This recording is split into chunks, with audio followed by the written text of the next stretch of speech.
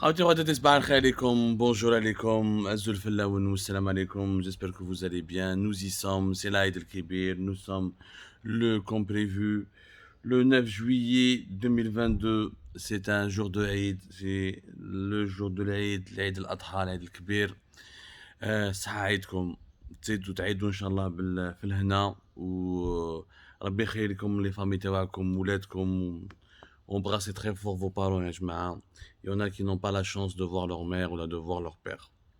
Et je voudrais profiter de cette journée de l'Aïd, bien sûr, pour vous présenter nos meilleurs vœux, pour bien sûr vous dire merci. Merci à toute la grande communauté d'Algérie Part, à toutes nos lectrices, nos lecteurs, pour vos encouragements, vos suggestions, vos critiques, vos réclamations, votre interactivité, vos réactions quotidiennes avec nos contenus, soit des articles ou des émissions que nous réalisons sur Facebook ou là sur YouTube, ainsi que les articles sur algériepart.com.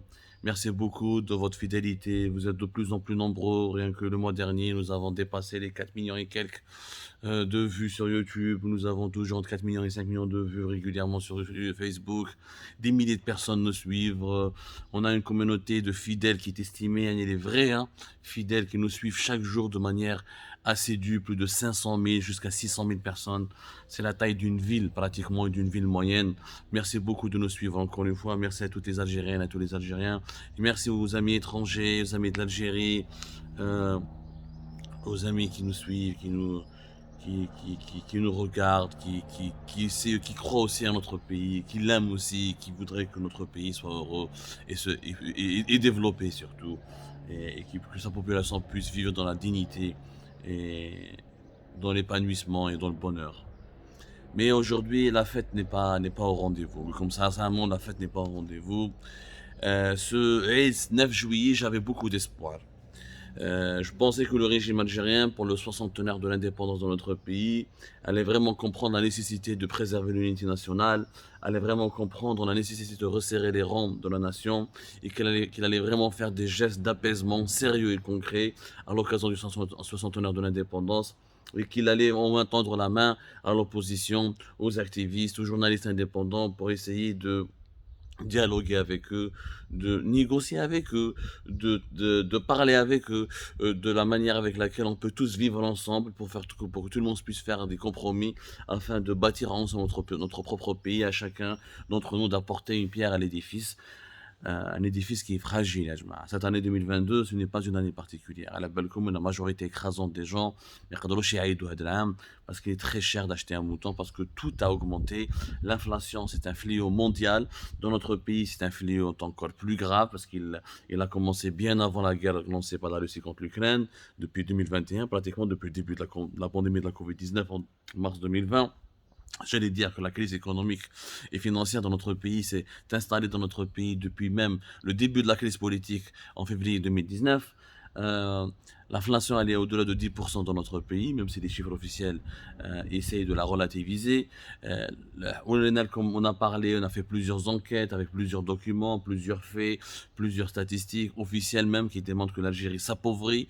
L'Algérien est en train de s'appauvrir, il a perdu beaucoup de son pouvoir d'achat, il a perdu beaucoup de son confort matériel, il a perdu beaucoup de son mode de sa qualité de vie. On n'était pas la Suisse et la Suède avant, on n'était pas l'Australie certes, mais on n'était pas dans une situation aussi déplorable que celle-là et on se débrouillait bien franchement. De 2005-4 jusqu'à 2013-2014, l'Algérie avait réalisé de nombreux acquis sociaux et de nombreuses réalisations économiques. Même si on doit, bien sûr, le régime Bouteflika avait beaucoup de torts, et beaucoup de défauts et beaucoup de défaillances. La situation aujourd'hui est catastrophique. Nous vivons dans un contexte géopolitique très dangereux. Nous sommes en train de vivre une troisième guerre déguisée. G20 en Indonésie, les rapports sont encore. On n'est plus dans une guerre froide, on est dans une guerre. L'Ukraine, elle est le théâtre d'opération de cette guerre, de cette troisième guerre mondiale qui oppose l'axe Pékin-Moscou à l'Occident, à l'Union européenne et l'Amérique du Nord, avec quelques leurs alliés en Asie. cette guerre pourrait se déplacer bientôt vers d'autres foyers de tension. On est en train de voir ce qui se passe entre la Chine et Taïwan. On est en train de voir ce qui se passe un petit peu là chez nous, pas loin, en Libye. La Tunisie qui est en faillite et qui est menacée d'effondrement, avec une instabilité qui est chronique. On a chevauché les problèmes qui se sont aggravés avec le Maroc voisin à cause du Sahara occidental. On a chevauché le Sahel, entre le lobby français et le lobby russe qui se disputent le leadership régional. Il y a beaucoup de foyers de tension et le monde est de plus en plus dangereux, le monde est de plus en plus instable et les crises économiques et financières que nous avons subies depuis 2020 sont appelées, tous les experts, plusieurs études savantes le disent, à durer encore une fois dans le temps. Et on a même commencé à vivre une crise alimentaire importante, une crise d'insécurité alimentaire. Dans ce contexte explosif, l'Algérie, elle est ciblée. Elle est ciblée par toutes les tempêtes géopolitiques parce que nous sommes le plus vaste pays d'Afrique, parce que nous occupons une position géographique importante au nord du continent africain. Nous sommes la porte de l'Afrique et nous sommes la porte de l'Europe. Nous sommes un pays riche qui a un sous-sol riche, réserve de gaz de schiste importante, troisième au monde, réserve de pétrole, première producteur de gaz naturel en Afrique, un marché de de plus de 45 millions d'habitants. Il y a de quoi attirer des convoitises. Et les dirigeants algériens, malheureusement, n'ont pas compris que pour affronter et ressoulever les défis de demain, il faut mobiliser toutes les énergies vives de la nation. Et force est de constater, tout mal les compétences les plus importantes, les énergies les plus efficaces, les esprits les plus brillants ne sont pas du côté du régime algérien, mais sont du côté de la population et du côté de l'opposition, notamment de l'opposition qui est exilée, qui est à l'étranger, où il y a des activistes qui sont emprisonnés. Beaucoup d'esprits brillants sont emprisonnés, d'autres ont été forcés à l'exil, et le pays a besoin de ces gens-là pour se construire, pour se protéger d'abord. Parce que là, on a besoin de se protéger face à des tensions géopolitiques très importantes. Nous sommes entourés de foyers de tension et de potentiels foyers de guerre.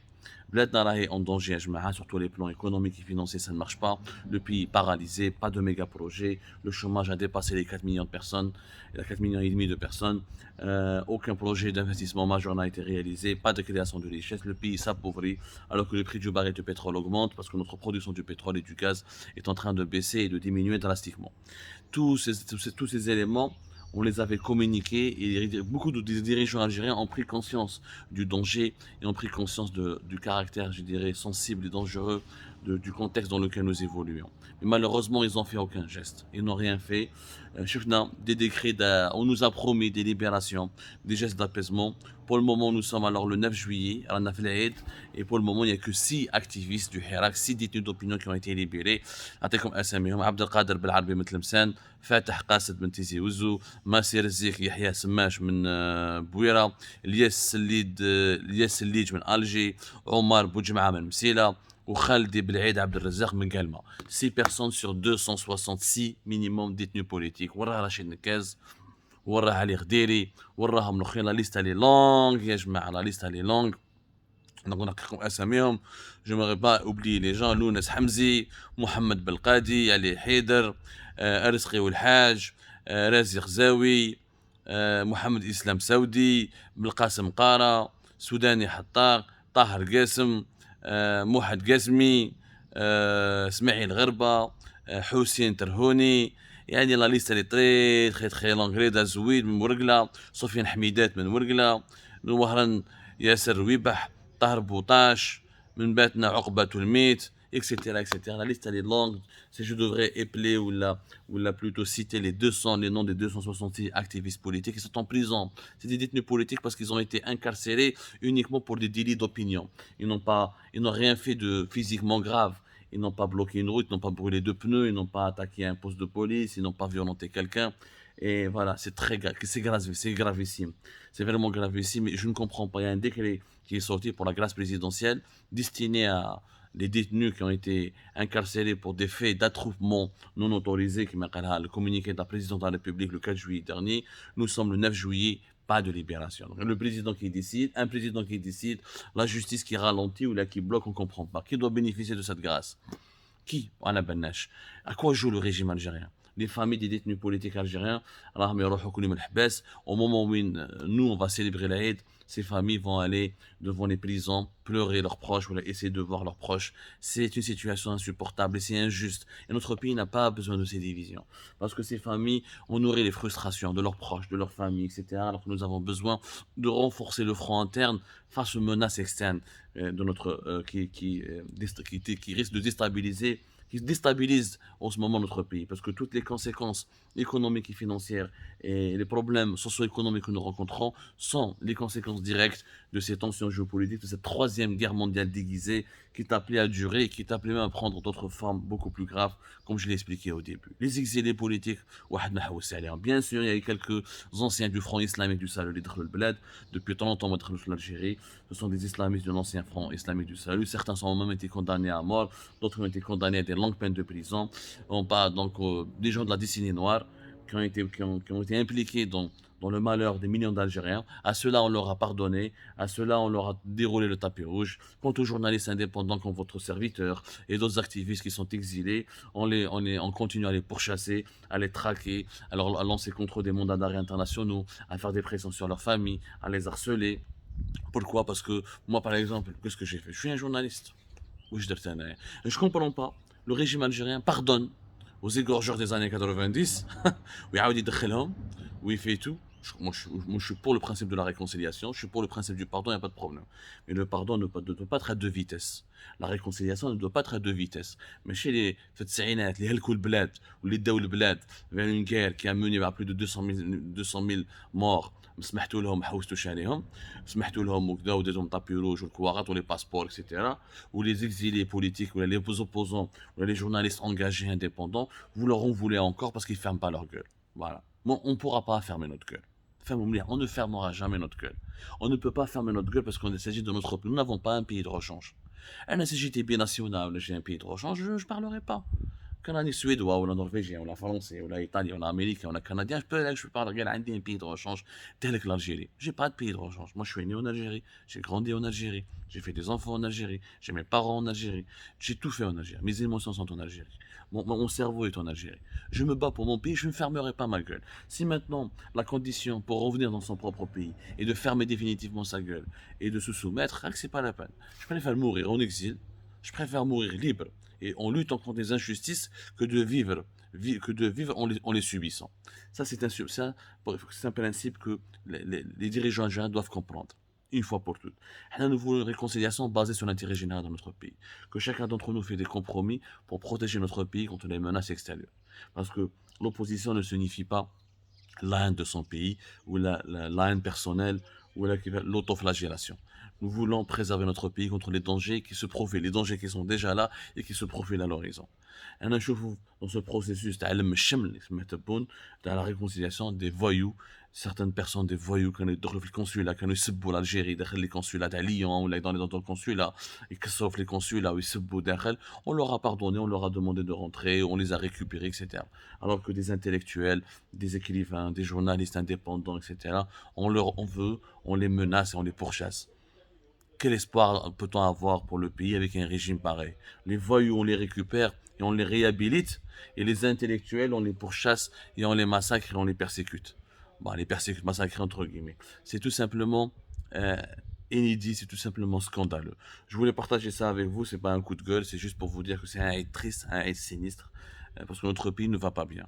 C'est vrai que nous avons organisé des Jeux méditerranéens, Bessif et Padon, et franchement, c'est une réussite par rapport au retard que nous avons accusé par rapport à la situation politique, économique et financière du pays, mais ce n'est pas une grande réussite parce qu'on aurait pu faire nettement mieux et on n'a pas épaté le monde entier. Mais je dans la case de la réussite et c'est grâce notamment aux volontaires et à la population d'Oran qui a tout fait pour que ces Jeux méditerranéens se déroulent dans les meilleures conditions. Et je rappelle que les Jeux méditerranéens, c'est pas la nouvelle Algérie, c'est le régime Bouteflika. Le 100e de l'indépendance, nous l'avons célébré, mais dans quelles conditions? Dans la division, dans la zizanie, dans la tristesse. Les haragas sont toujours là, les chômeurs sont toujours là, les prisonniers politiques sont toujours là, les exilés politiques sont toujours là. L'Algérie mérite mieux. Franchement, elle a le potentiel et les atouts nécessaires pour rendre heureux son peuple et pour s'imposer comme étant un véritable pays, une puissance émergente sur l'échiquier mondial. Vraiment, l'Algérie mérite mieux. C'est pour ça qu'on doit continuer à se battre. Atekom saha khabti khotati, saha aidkom, aidkom mubarak. Embrassez trop fort vos parents, vos familles. Il y en a qui sont privés de ce bonheur depuis des années. Et peut-être même qu'ils seront privés de cela pour toujours.